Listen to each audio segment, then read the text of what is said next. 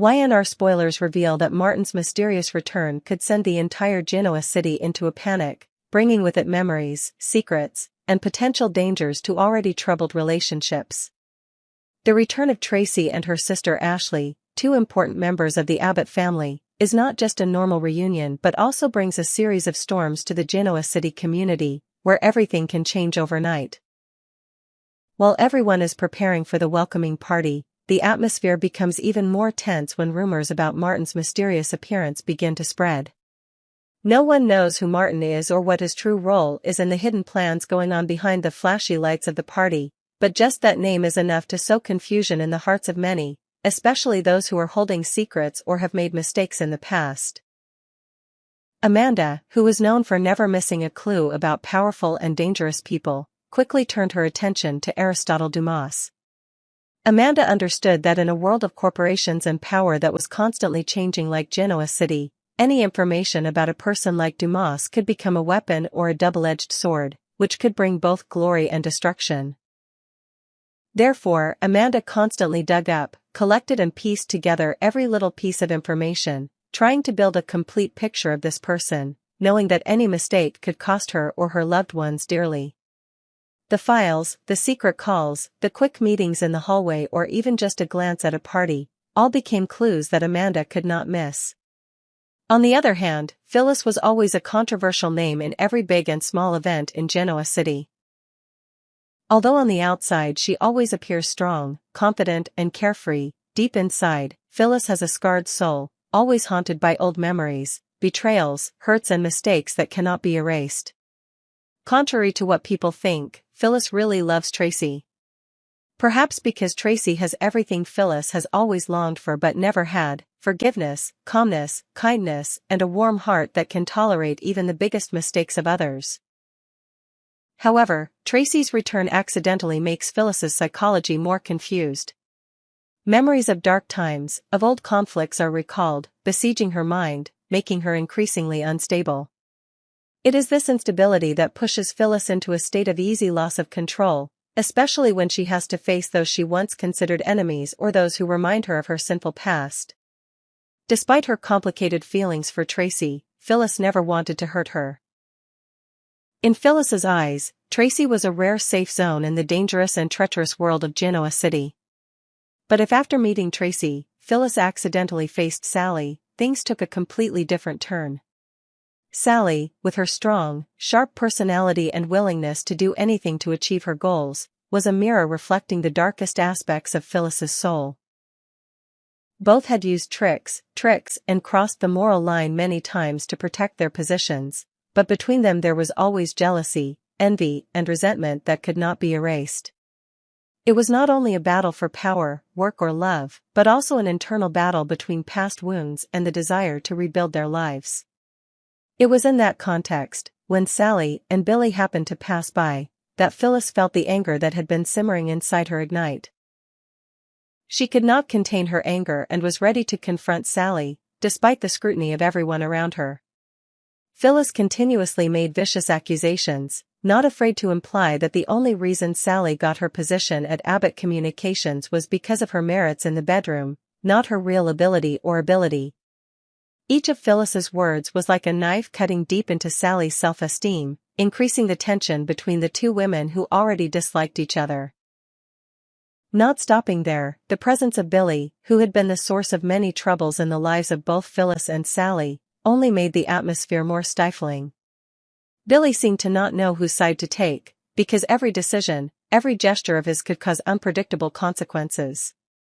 He knew that Phyllis could explode at any time, and if that happened, the consequences would not stop at just a normal argument, but could lead to a series of other serious events.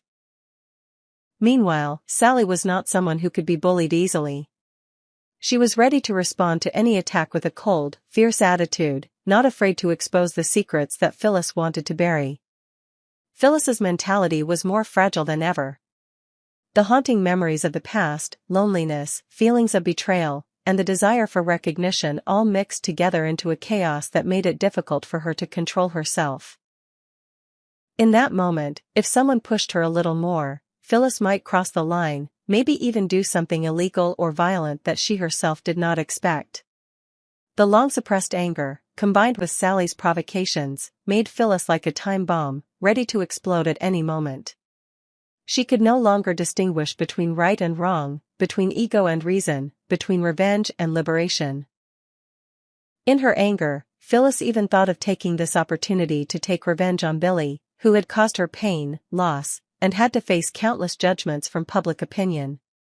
In the meantime, the guests at the party began to stir about Martin's appearance.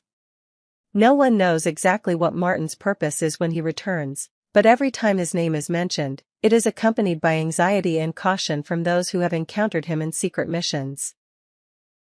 Martin is not a person who likes to appear in front of crowds, but every time he attends an event, he brings shocking news or hidden messages that only those who really understand the situation can decipher. Martin's appearance at the party makes the already tense atmosphere even more chaotic. Some people even feel scared and avoid him, worried that Martin will reveal shocking secrets that will disrupt the order of Genoa City. Meanwhile, Amanda is still quietly observing everyone. Under her cold, calm appearance, Amanda is actually trying to connect the pieces together, finding common ground between the return of Traci, Ashley, Martin's mysterious appearance and the hidden moves of Aristotle Dumas.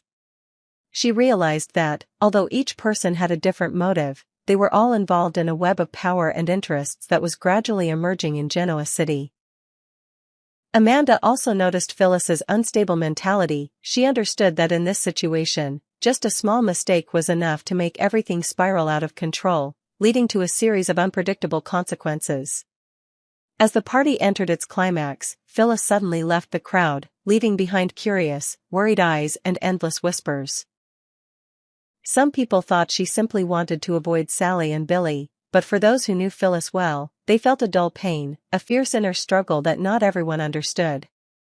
Phyllis knew she was standing on the border between truth and lies, between revenge and forgiveness, between the depths of despair and fragile hope. In the distance, Traci and Ashley are still immersed in the joyful atmosphere of the party, although they know that beneath the surface are the waves that are raging fiercely. Both understand that their return not only has personal significance, but can also be a catalyst for major events that are about to happen in Genoa City. Secrets, conspiracies, and power struggles are gradually emerging more clearly than ever, requiring each person to choose. Continue to fight to protect themselves and their loved ones, or accept to give up and bury everything in the past. This event is not simply a reunion party, but also the starting point for a series of challenging days, where each individual is forced to face their ultimate limits. When secrets are exposed, dark sides are brought to light, all relationships are put to the harshest test, and only those who are truly strong, sober, and forgiving can overcome it all, standing firm amid the storms of life in Genoa City.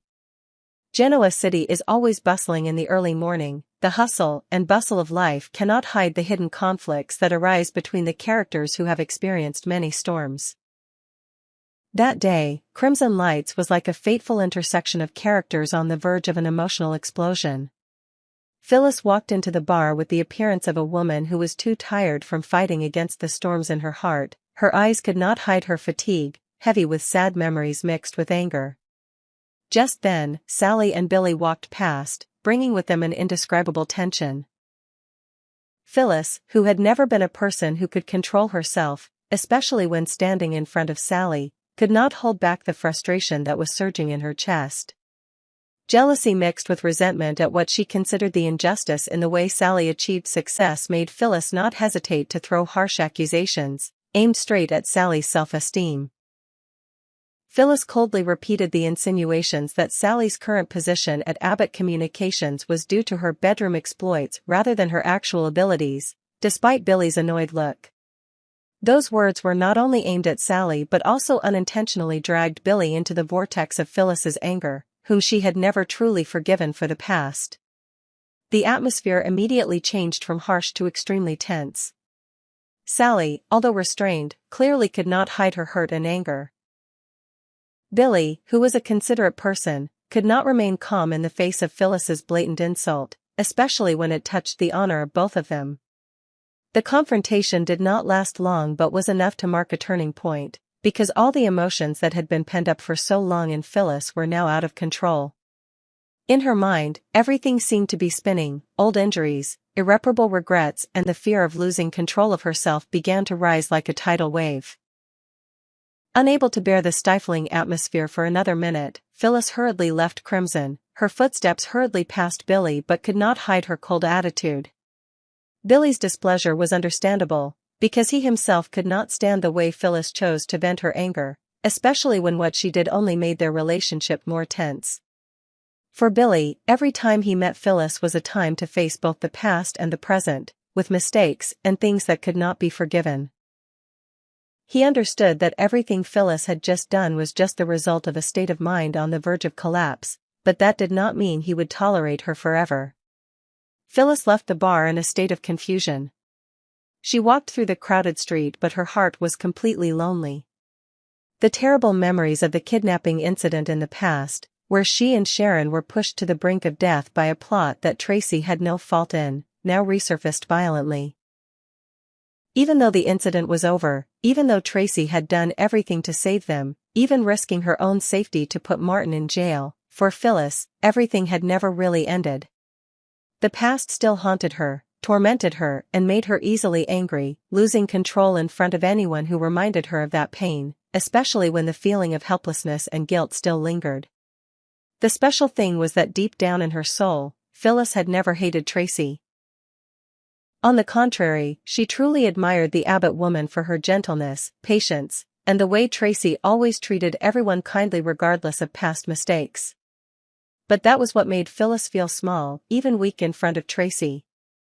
Every time she met Traci, Phyllis's emotional wounds were dug up, making her feel admiration, pain, and a little jealousy. It was a very real, very human emotion, but it was enough to turn Phyllis into someone who easily lost her temper and easily did foolish things without thinking about the consequences. Phyllis's mood after that chaotic morning was even worse when she heard that Traci was coming back. Everyone in Genoa City was happy to see an Abbott return, but for Phyllis, that joy was accompanied by an unknown fear. She was afraid that she would not be able to control her emotions, afraid that the old memories would make her act excessively or hurt the people around her. Phyllis knew very well that, although she always tried to act strong on the outside, inside she was just a woman trying to patch up the broken pieces of her soul with the little pride she had left. And then the moment Phyllis faced Traci came. The atmosphere in the room suddenly became lighter, because Traci always brought a feeling of warmth and peace to everyone. Phyllis's heart softened when she saw that gentle gaze, but at the same time, her fear of herself arose. She didn't want to do anything wrong to Traci, the only woman in Genoa City she had ever respected, but her defensive instincts and feelings of inferiority still clung to her, making Phyllis quieter and more withdrawn in the crowd.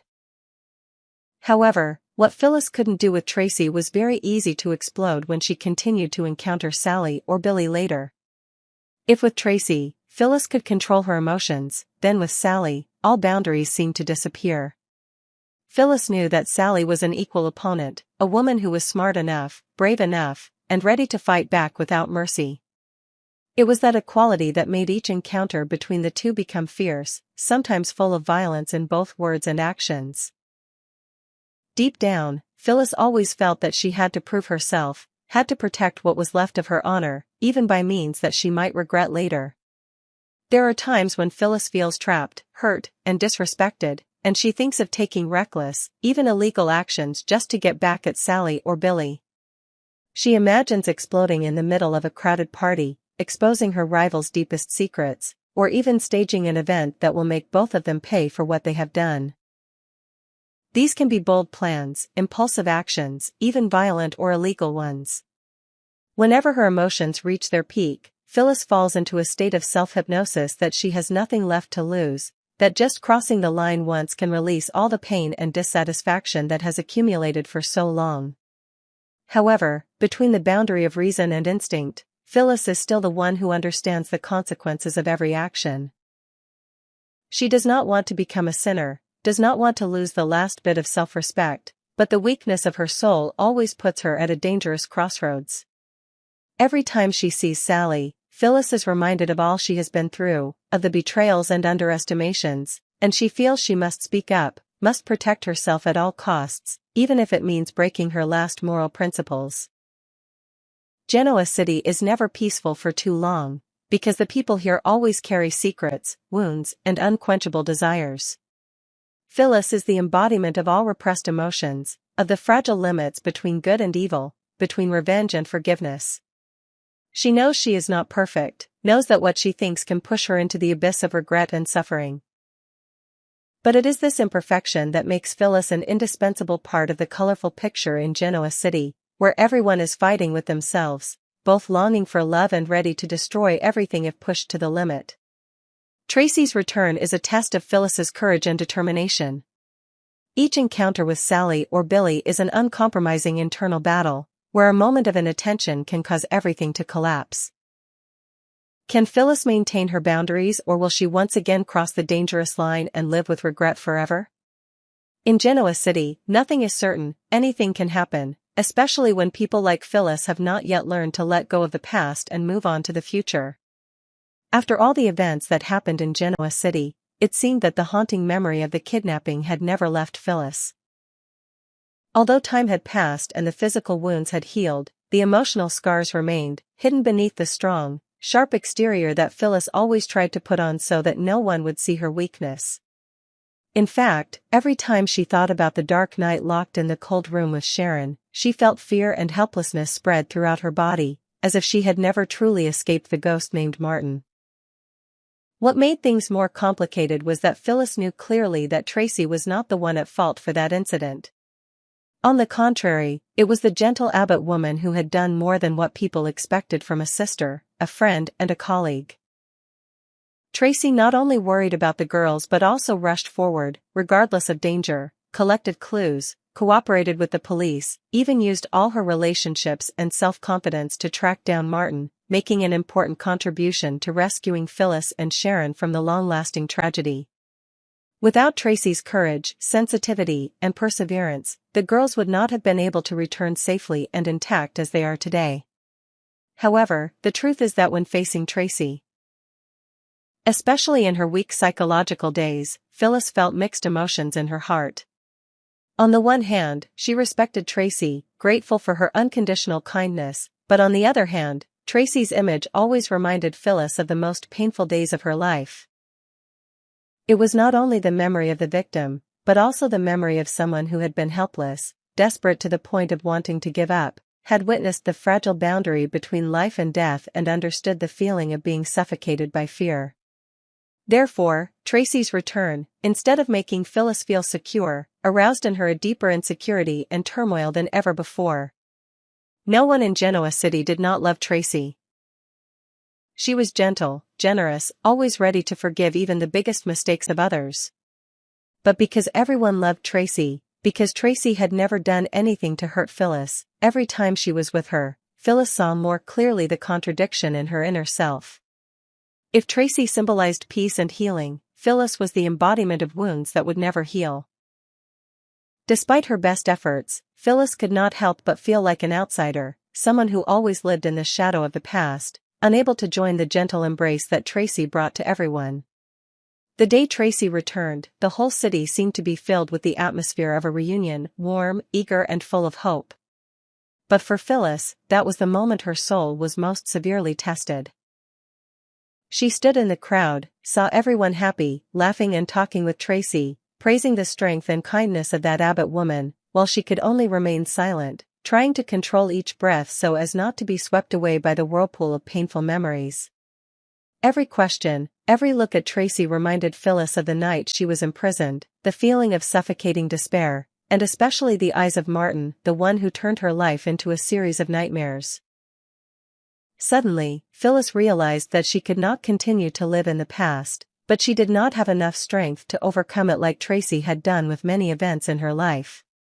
There were times when Phyllis just wanted to scream, wanted to run away from everything, wanted to erase all memories of Martin, of the dark room, of the feeling of being abandoned and the long days after being rescued, the days when every time she saw Traci, she felt smaller, more helpless, and weaker than ever. But life did not allow Phyllis to run away. This city always pulled her back to reality, with its tangled relationships, with jealousy, envy, and even the dangers that always lurked.